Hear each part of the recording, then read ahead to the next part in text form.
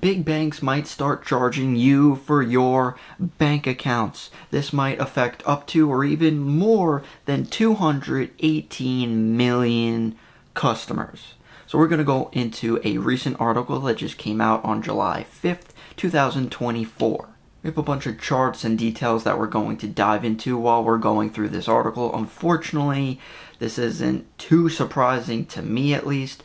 However, that doesn't mean that it's not ridiculous. So if you have an account with a large bank, then you might want to understand what might be happening. And before we start, I do want to apologize for previous videos. I know I had like a high-pitched noise in the background because the mic quality was pretty bad.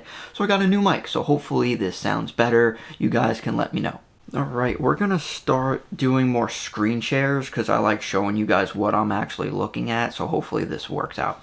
So anyway, this is an article that came out, like I mentioned before, July 5th. So JP Chase might start charging customers for checking accounts.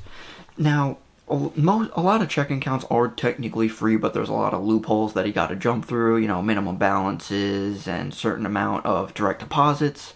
But aside from that, they could be starting to charge for checking accounts. So JP Chase is threatening to start charging customers for checking accounts if new federal rules limiting overdraft and late fees are enacted. So we're going to go into those limits later on in the article. So let's just scroll down here, starting with Marianne Lake. So she is the head of consumer and community banking at JP Morgan.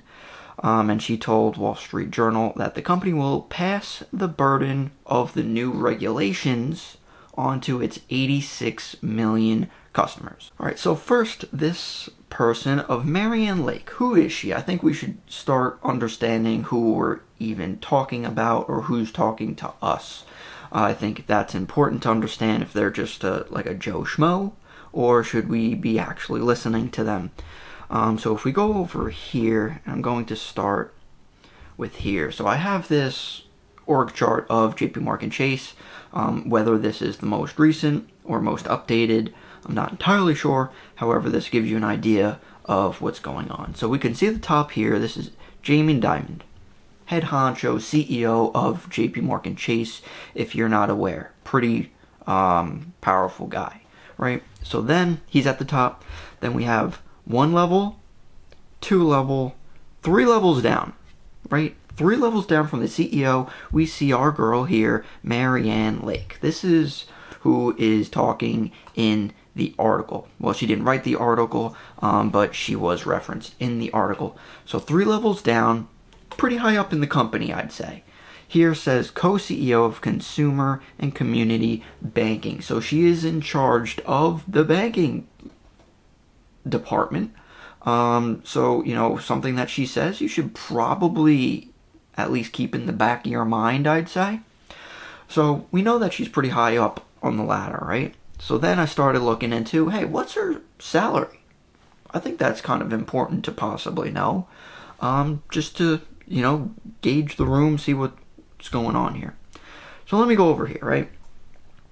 So, and this is all, I'm just looking on Google. Simple search. Public companies have a lot of information out there that you could simply find. So this is last year, 2023, Jamie Dimon. He made last year $35 billion. Pretty good paycheck, I'd say, right? So pretty high. And if we scroll down just a little bit, we see our girl, Marianne Lake. So she made just shy of $18 million.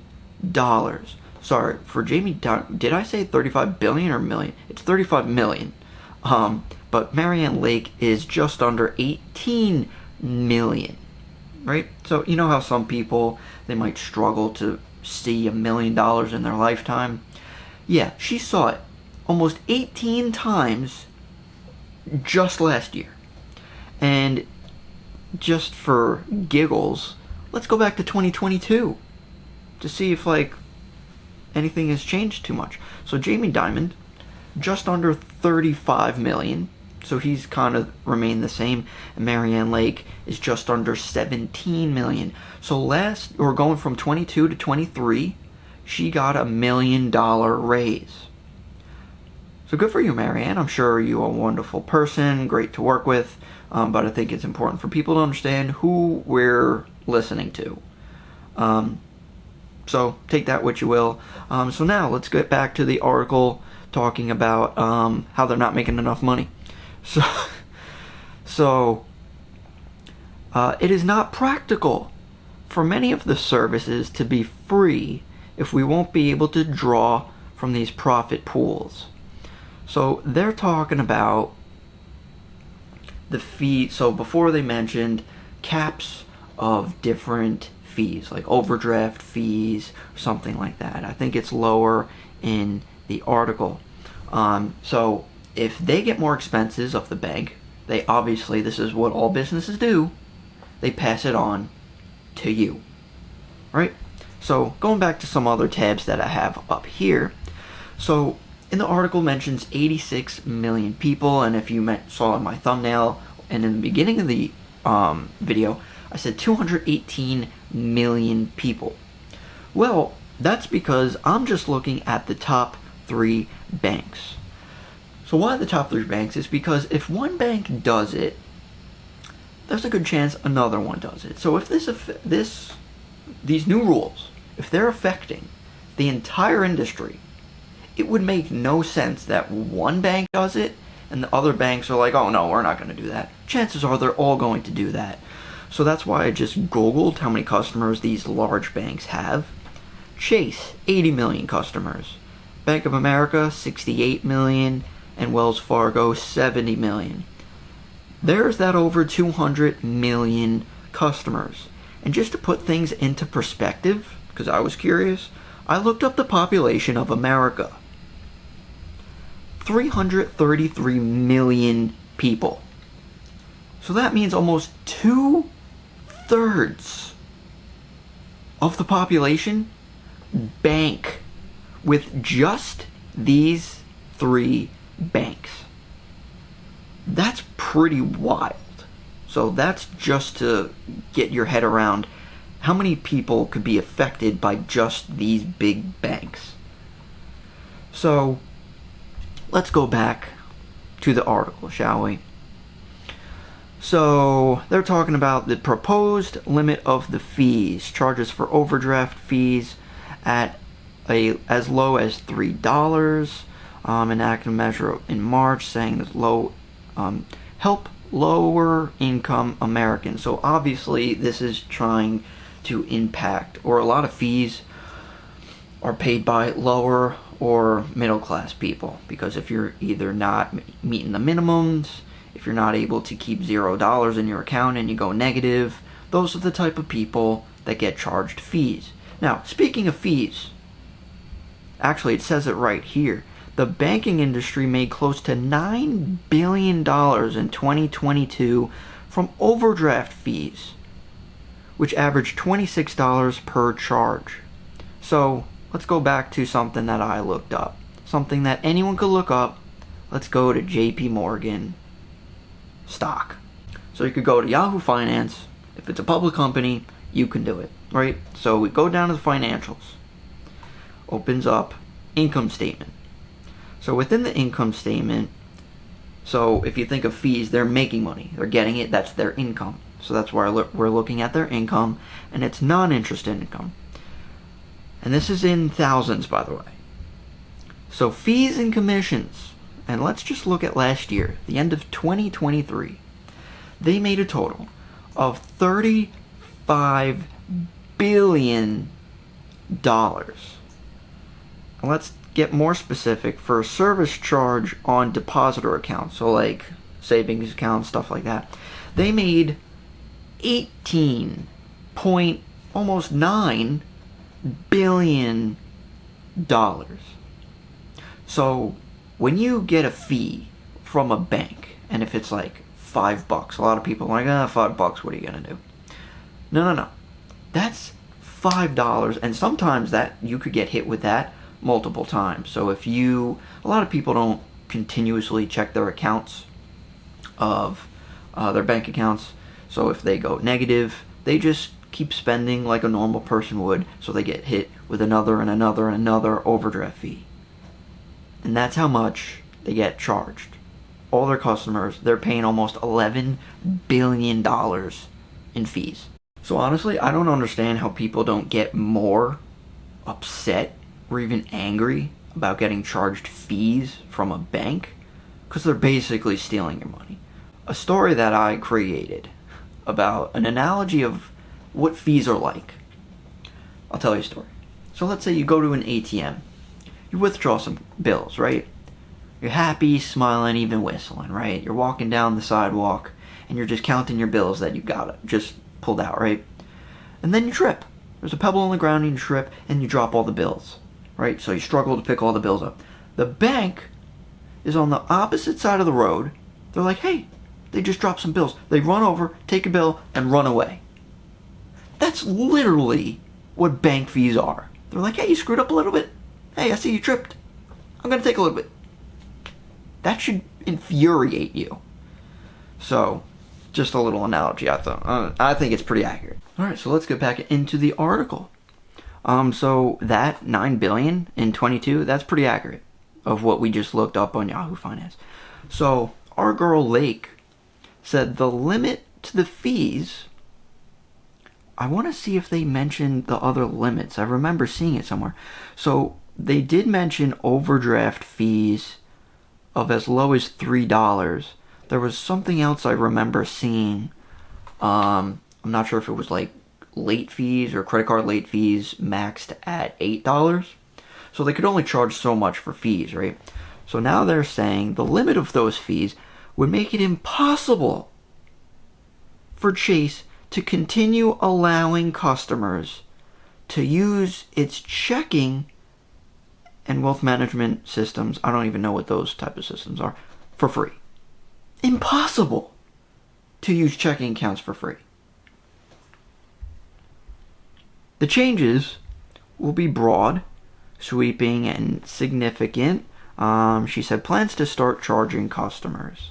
The people who will be most impacted are the ones who can least afford to be, and access to credit will be harder to get. So basically, majority of people, whether you're low income, low class, middle class, you're living paycheck to paycheck, this is affecting you. Oh, turns out that's most Americans. So Chase depicts that other companies will follow suit if the regulations go into effect. Yeah. The president of the Economic Better Markets said banks are being dishonest when they claim their only choice is to pass the added costs of regulation on to consumers. Yet again, banks are dressing up their attempts to maximize their own profit under the gun. Yeah, good or bad. Okay. So there's that. And then in the end, it's unclear if full rules will go into effect.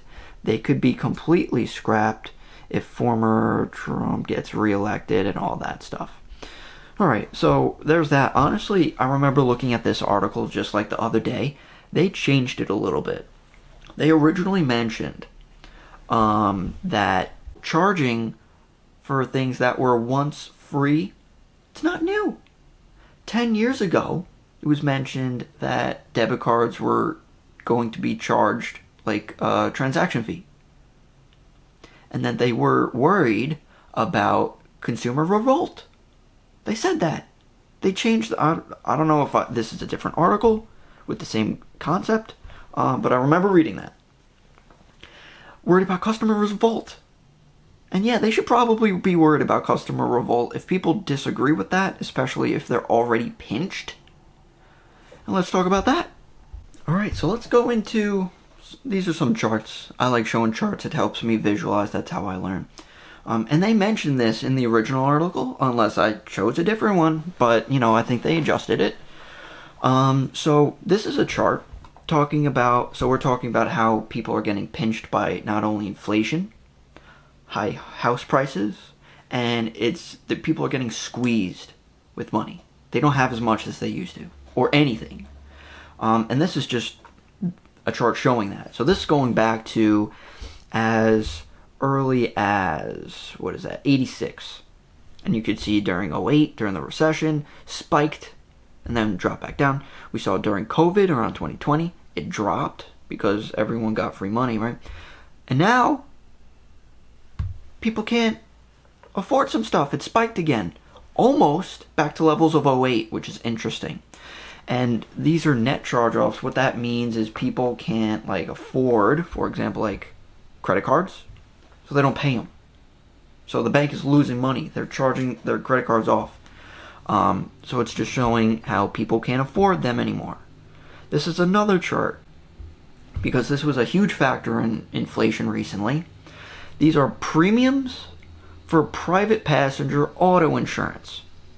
So we could see recently, and this is just percent year-over-year change, by the way, going back from the low of 2021, and then to the top, it has come back down slightly. But in the middle of 2023, auto insurance spiked. You could see higher than since 2000. It went up faster than any other time. So not only inflation, not only housing costs, I don't have to show you a chart showing you how high housing has gone. Auto insurance premiums, people are getting squeezed, which means it's going to be harder for them to even hold these minimum balances, getting hit with these overdraft fees. So normally they would get hit with more of these fees, but now they're going to get charged for checking accounts. And talking about credit cards, by the way, the average interest rate for a credit card is 24.8%. Like they're not making enough. Because 24.8% is just not high enough, right? So that's their income side. But now let's talk about how do banks make money? Well, aside from fees, obviously, they lend money out. And there are two sides to that. They either, that's right, so they have loans, so they make money on the loan interest. And then there's also how much they pay, the cost of their deposits. So they get their money from you, you deposit your money in a bank, they use their money, and they don't have to hold all of that money all at once, by the way. They don't want you to know that because if everyone wants their money at the same time, that's a problem.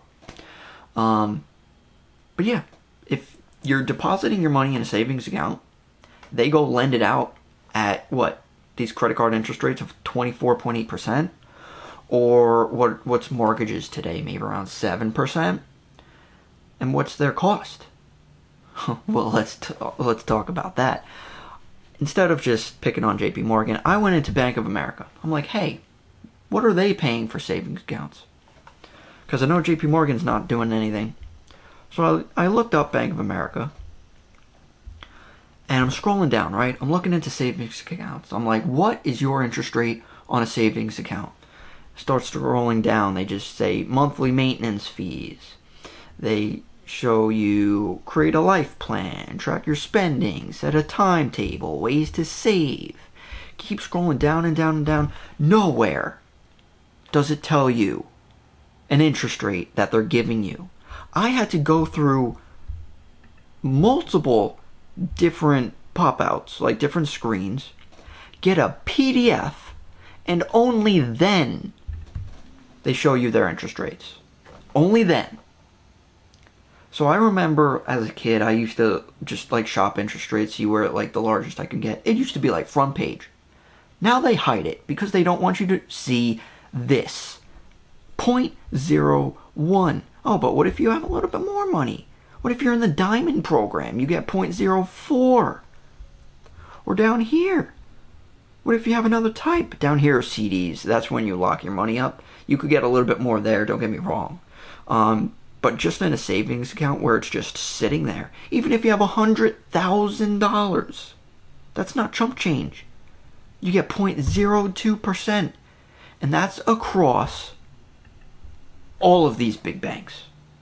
They pay you nothing.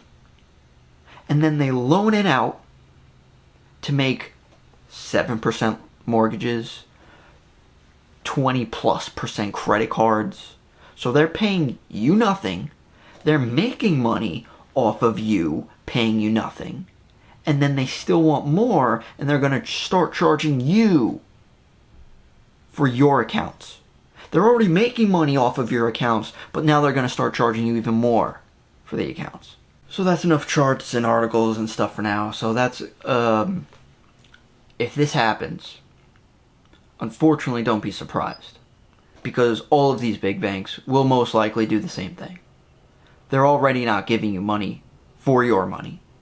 The reason why they're around is because of your money. And they're going to start charging more for it. Now, some could argue, technically, let's say if you rack up a bunch of fees, if they're like $5 and you get like 5 of them, so it's $25. And that's just a common occurrence, like every single month. So it's almost like you're paying $25 in fees monthly. And I used to be a bank teller. That was my first job out of college. And just to get into the industry, I mean, that was, I don't know, 10 years ago. And I remember seeing everyone's bank accounts, all their different transactions, and all the fees that people rack up. And they rack up a lot. So people might argue like, oh, if you're paying $25 in fees, then what if, you know, having a checking account for $10, that's saving them money? No. No, it's not. Fees alone are ridiculous because they're already making money off of you. And then they're charging more fees. So, like, fees to begin with are ridiculous. So don't say that having a monthly lower account charge is helping people out. They could say that. But a lot of people could, obviously fight that in a couple different ways. You could simply go to a bank that actually gives you money instead of you paying money for it. You could, a lot of banks probably don't want you to know, but you could get like 4 to 5%, maybe even a little bit more interest rate, by the way. Rates have been elevated for years now. You don't have to keep the money that's just sitting there in a savings account getting 0.02, 0.04%. You could put that somewhere else, either in a CD like you kind of saw before. I'm not a huge fan of CDs because it kind of locks you up for the long term. But T-bills, that's kind of a shorter duration option you could choose. A T-bill, I might even do another video if you guys are interested of details of T-bills. But you could get like a 1 month or a 3 month or a 6 month T-bill, similar to like a CD. You lock it up for that amount of time, but it's just a shorter amount. Right now, they're giving like 5%. The risk is minimal. I don't want to say risk-free because really nothing's risk-free. But it's backed by the government. Unless the government collapses, or I don't want to say that, but if they refuse to repay their debts, that would be the only risk, which is pretty unlikely. So that's why T-bills are pretty safe. A lot of people get into them. That's just like another form of cash, essentially. So that's the way. And if you do get hit with fees, stop the video right now, go into your bank account last month, look if you had any fees. If you do, call the bank up. Majority of the time, they will waive it, as they should, because it's your money that they're taking away. So call them up. Now, you have to be in pretty good standing. You know, you can't literally have like a negative balance for the last 6 months and be like, hey, you know, what the heck? You need a little bit of leverage in there. And if you've been with them for a bit, then, you know, you have some loyalty there. But I don't like using loyalty. Same thing with auto insurance. All they talk about is like, oh, if you stay loyal to us, we'll help you out. No, they keep increasing our rates. All these premiums keep going up and up and up and up and up. And you want me to be loyal to you? Why? Just recently, I jumped auto insurance companies. Heck, I might do that again soon. Just try to get the lowest premium. I don't want to say. Just to limit how much you're paying monthly without sacrificing the quality of your insurance. You know what I'm saying? So there's just a lot of factors going on. People are getting squeezed more and more and more and more. And this is just another way for banks to charge you even more. For a simple checking or savings account, They're giving you nothing for it, and they expect you to pay these fees. So if this comes up in the near future, which honestly, it doesn't surprise me if it happens, but just to be aware, I believe you really have to have a good grasp of your finances. Because if you don't, the banks will. It might have been a longer video. I was interested to do all of this research to dive into what's actually happening. It's not looking good. I feel like a lot of people are struggling, and I hope you aren't one of them, but I know if you are, I know you can get out of it. So, yeah, let me know if you guys have any other questions, comments, concerns. Let me know down below, and I'll see you in the next one.